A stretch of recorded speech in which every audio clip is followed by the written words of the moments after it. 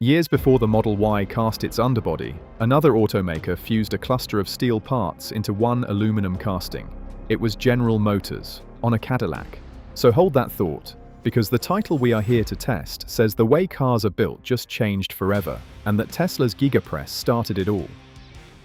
And most of that sentence is doing something sneaky. Part of it is completely true. Cars really are being built in a radically different way now, and it is not hype, it is metal. But three words are carrying a story that the record does not support. Tesla's started all. By the end of this, you will know exactly what Tesla did, exactly what it did not do, and why the honest version is more impressive than the myth, not less. If videos like this are useful to you, subscribing costs you nothing, and it quietly makes sure the next one finds you.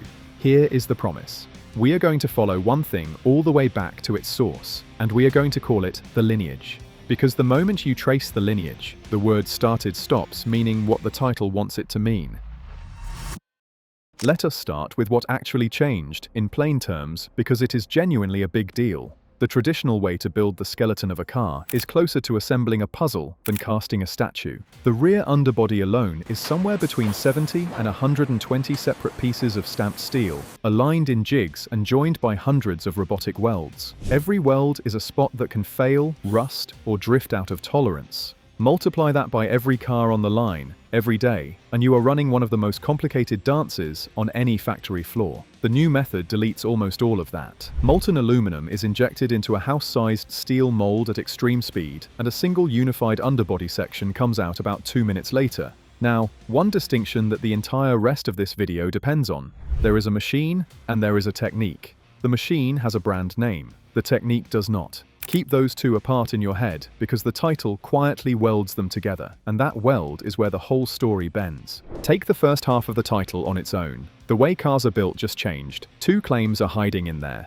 The first, that it changed, is true, and we just described how. The second, that it just changed, is where the recency anchor quietly fails. The foundational patents for replacing multi-piece steel assemblies with large structural castings trace back to 2012 and 2013. The specialized injection system that made giant casting physically possible was under development across the mid-2010s. The brand name that everyone now repeats was coined in 2019 at a trade fair to laughter. So the honest grade on this half is split, and the split matters. Changed, true. Just changed, misleading. This was not an overnight flash of Silicon Valley genius. It was a slow burn of hydraulic engineering and metallurgy that took the better part of a decade to reach a real factory floor, and most of that decade quietly happened before the machine most people credit ever cast a single car. Now we start walking the lineage back, and the first stop is the idea itself. The concept of taking a cluster of welded steel parts and replacing it with one big aluminum casting did not begin with an electric car. It begins, at least in spirit, in 1993, when Audi built a car around an aluminum space frame, blending extrusions and pressure die cast parts for core structure. That is before Tesla existed as a company. Then comes the sharper example, the one from the cold open. Around 2013, General Motors, working with the aluminum giant Alcoa, replaced a multi-piece welded steel shock tower on a Cadillac with a single cast aluminum part. Because you cannot cleanly weld aluminum to steel, they bonded it with structural adhesive and rivets. The result cut that component's weight roughly in half. Alcoa kept pushing, later developing an alloy that let another automaker consolidate 87 separate floor parts into one. So the paradigm of structural consolidation, the actual idea, was originated by legacy players years before the Model Y. Second stop on the lineage, and this is the one the title gets most wrong. The machine. The giant press did not come out of California. It came out of a small supplier in Travagliato, Italy. Scaling casting from a shock tower to a third of a car ran into a brutal physics problem called hydraulic shock. When you ram over 100 kilograms of molten metal into a mold and then stop the piston instantly, the machine tries to tear itself apart. One of the engineers described it plainly. If you drive a car into a wall at 100 kilometers an hour, the car is destroyed. The same happens to the piston. Two engineers there invented the cushioning injection system that solved it, and the company coined the brand name for the resulting class of machine in 2019. When they showed the concept, the response was not applause. In their words, all potential customers laughed at the idea, saying we could never make it work. Tesla was the exception. Tesla did not invent the machine. Tesla was the first customer brave enough to buy it. In 2024, the two inventors won Europe's top inventor award for it. Their names, not Tesla's. So if Tesla did not originate the idea and did not build the machine, is there anything real here?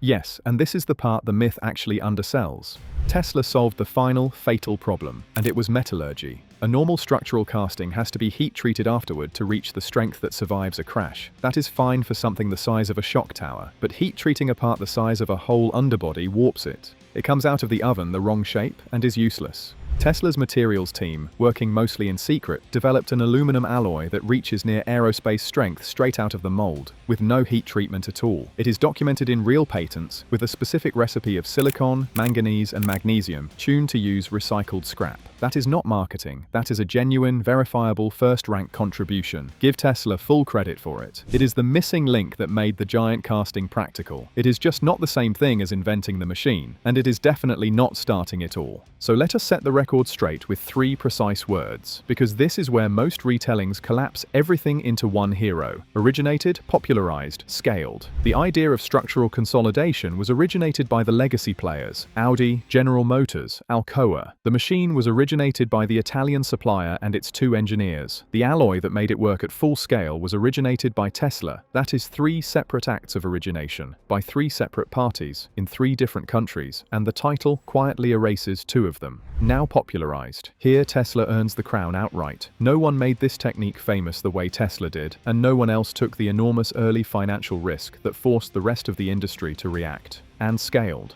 Tesla was the first to mass-produce a full vehicle underbody section this way, proving it could actually run at volume. Popularized and scaled, absolutely. Originated it all, no. The honest sentence is not Tesla started it. It is Tesla bet on it first, and made one crucial piece work. Here is the proof that the technique outgrew any single brand. Look at who is casting today, and notice they are mostly not using that famous machine at all. A Chinese electronics giant built its first car with a 9,100-ton press, co-developed with a different manufacturer entirely, and consolidated 72 underbody parts into one, deleting over 800 welds. That is not the branded press. It is a different machine doing the same technique. Another premium Chinese brand casts with machines from the pressmaker's own parent company. Toyota is prototyping with a Japanese supplier's equipment, and a German group opened its own large casting center and turned 122 separate parts into a single battery housing.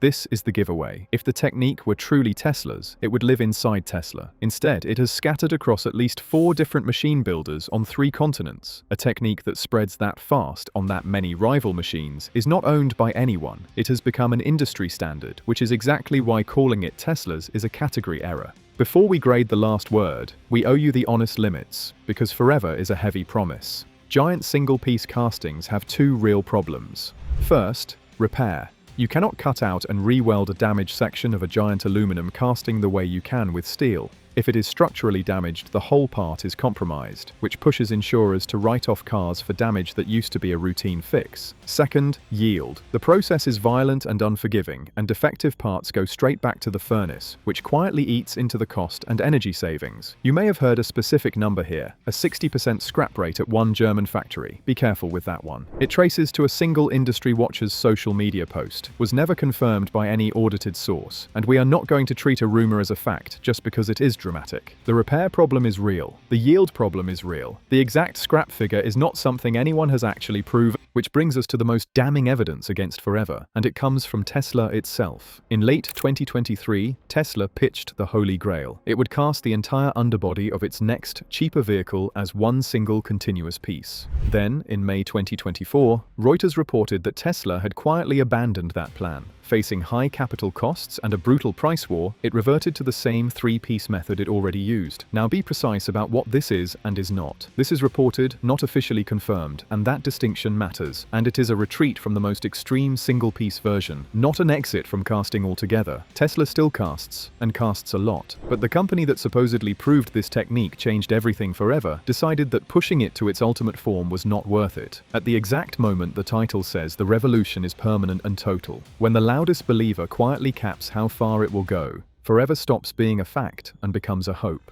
So here is the verdict, one clause at a time. The way cars are built. That part is true, a real architectural shift. Just changed. Misleading, the recency anchor fails by roughly a decade. Forever. Overstated, the Pioneer itself already pulled back. And Tesla's. False, the machine belongs to an Italian supplier, not to Tesla. Giga Press. True, but only as a specific brand name, not the whole technique. Started it all. False, the idea, the machine and the alloy came from 3 different origins. Add it up, and the provocative title survives as one honest sentence. A real revolution, popularized by one company that no single company started. Step back and look at what the myth actually costs you. It takes a genuinely great story, an Italian supplier's hydraulic breakthrough, a legacy American paradigm born on a Cadillac, and a real metallurgical win earned in secret. And it flattens all 3 into one man and one machine. The real lineage is more interesting than the legend, not less, and it has room for more than one name in it. Tesla's contribution is real, and it is enough on its own. It never needed to swallow everyone else's to matter. So here is the question worth sitting with. If the company that popularized this technique has already walked back its most ambitious form, then what actually wins in the long run? The single giant casting the myth is built on, or the humbler 3-piece method that everyone, including Tesla, seems to keep coming back to? Because that leads straight to the next question. Everyone is copying this now. But is it truly becoming the universal standard every automaker adopts, or are some of them quietly backing away while the headlines say otherwise? That is the one we test next. Until then, keep tracing the lineage and stay skeptical of any story with only one hero.